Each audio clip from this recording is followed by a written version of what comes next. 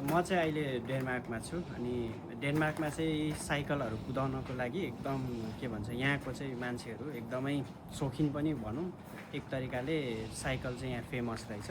अनि मैले यताउता आज म 3 दिन भयो तेस्रो दिनमा यसरी यताउता हेर्दाखेरि चाहिँ मैले नर्मली जहाँ पनि बाटोहरूमा साइकलहरूको है लर्को भनौँ न साइकल राख्ने साइकल पार्किङहरू धेरै कुराहरू देखेँ। तर त्योभन्दा पनि सबैभन्दा राम्रो म अहिले मेरो साथीको यो अपार्टमेन्ट भयो यहाँबाट अगाडिपट्टि छु। अनि अगाडिपट्टि चाहिँ यिनीहरूको सामान के भन्छ साइकलहरू राख्ने चाहिँ यस्तो दामी एउटा आइडिया हुँदो रहेछ आइडिया रहेछ भनौँ न। यहाँ तपाईँले देख्नु भएको छ मुनिपट्टि पनि राख्नु मिल्यो माथिपट्टि पनि राख्नु मिल्यो। अनि यो चाहिँ लाइन भनेको परसम्म छ क्या यसमा लगभग अलमोस्ट 400-500वटा साइकल छ है।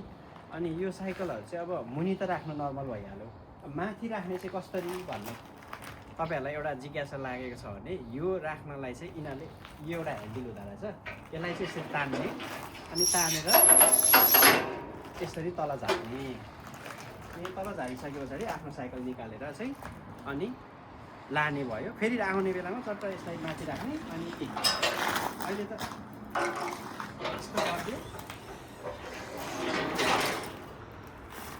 इजी भयो एकदम दामी आइडिया। हामीले पनि नेपालमा कतै पनि यसरी साइकलहरूको एकदम अब विशेष गरी मधेसतिर राख्न सकिन्छ भनेदेखि एउटा यो पनि एउटा बवाल आइडिया लाग्यो है मलाई चाहिँ।